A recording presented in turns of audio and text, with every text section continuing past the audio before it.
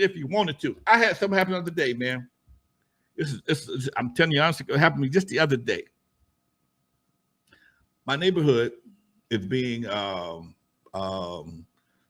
declared something like a historical neighborhood.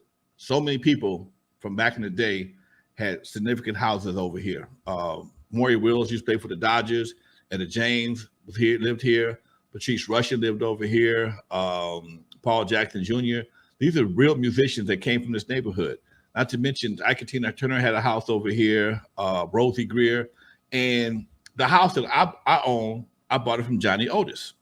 Okay, Johnny Otis was the godfather of soul music back in the day, and this is the same house that is from Straight Outta Compton. So the city councilman for the area was going to made a proclamation on the floor of the city hall of Los Angeles. They called me that morning.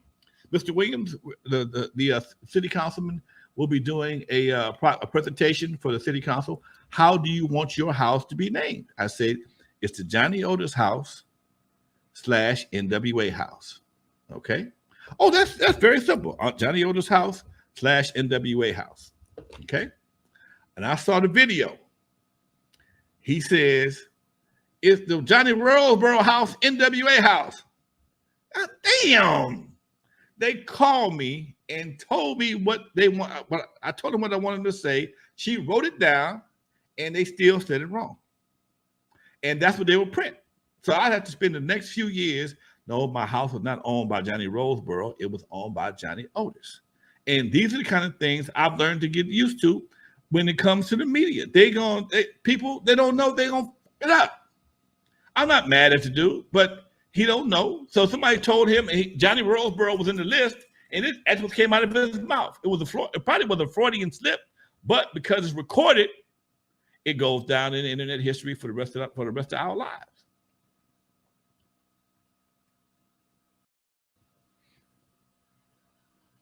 Yep. Now, I was once again seeing this everywhere, and including in the Compton Facebook groups that I follow. And someone in one of the Facebook groups representing Compton posted about Easy Street. A lot of positive comments. This is awesome. But as you know, there are going to be some naysayers out there. But someone commented, oh my God, I've been seeing it everywhere, Lonzo. Someone said, what has Eazy E done for Compton besides give us a bad name by promoting the gang lifestyle? To the best of your knowledge, before you answer that, what, if any, did Eazy give back to the community? I'm assuming he did. That's just me not knowing. And what are your thoughts, that Eazy and N.W.A gave Compton a bad name? Well, you know what? When you look at it, I looked at it, okay? I've been hit with this a few times. One, when Eazy was a very generous person. At that time, when Eazy was passing out money and doing things in Compton, there was no internet to broadcast that shit, man. There was no internet. So you got a lot of internet reporters asking questions they don't know the answer to. If I told you the answer, you have to go dig it up. Look on the internet. Look at Eazy E's first rodeo in Compton. Eazy E sponsored a rodeo in Compton back in the day for the kids at Compton. When DJ Train from JJ Fast DJ died, Eazy E paid a big, he did a lot for the family in regards to taking care of the family. Because the reason why I know, I took the check down there. When the family died, they also he also did him and Toker both did fire prevention PSAs for the city. Okay, Eazy was a great dude. People get mad at the surface.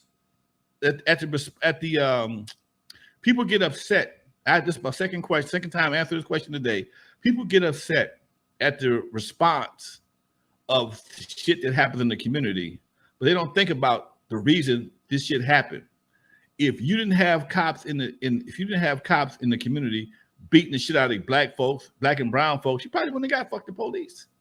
But that's a response. That's a response to something that happened. It really happened in the community.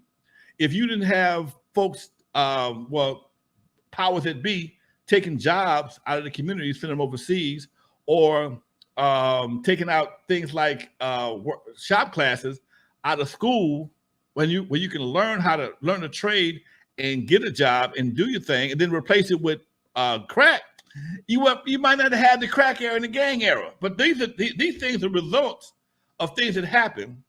So when people talk about it, because for the most part, most of them guys didn't live that lifestyle. They came to the general public as reporters of the streets. Only one that ever claimed to ever do anything of that nature in real life was Eazy.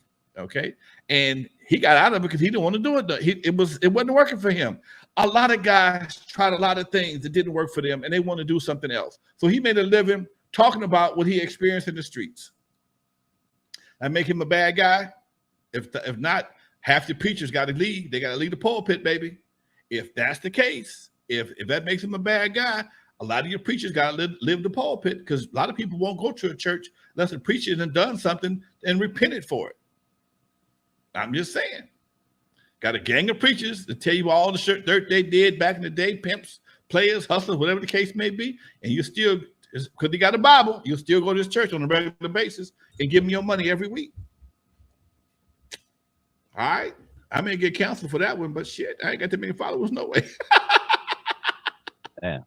I'm just keeping it 100, man. I'm just keeping it 100. Mm-hmm. And thank you, Galaxy. Eazy never treated anyone differently. He still had houses in Compton and in Norwalk. He didn't live. He had a house in Woodland Hills. He never stayed there. He stayed grounded to the community. He was, like I said, no disrespect to nobody, but he was the only one that ever came back after he made it big. He's the only one that ever thought about me after he made it big. They talk about me sometimes, but I ain't never seen a check. And I ain't talking about a whole bunch of money. He did nothing to buy me off, but I just thought it was considerate. Hey, bro, I got something for you. Come on by the office. Multiple times. So as a man and a guy who I watched with his children on a regular basis, Violet Brown will be there tomorrow. She talked about how Eazy would rent out Chuck E. Cheese and just pay for everybody's stuff. Just take whoever in the room, he paying for everything. Okay? Your kids, his kids, whoever, Chuck E. Cheese, he got it. So when you know guys that just did things like this, and again, there was no social media to publicize, every move he made. Every move he made was not for publicity. He did do certain things. He had dinner with the president. That got him a lot of goddamn publicity. And for a brother who understood how to go viral before the word was even invented. He knew how to play the media. So he talked a good game. He backed it up, and he was generous with his money. And, I can't say he built a monument in Compton, but if he could have built one, he probably would have.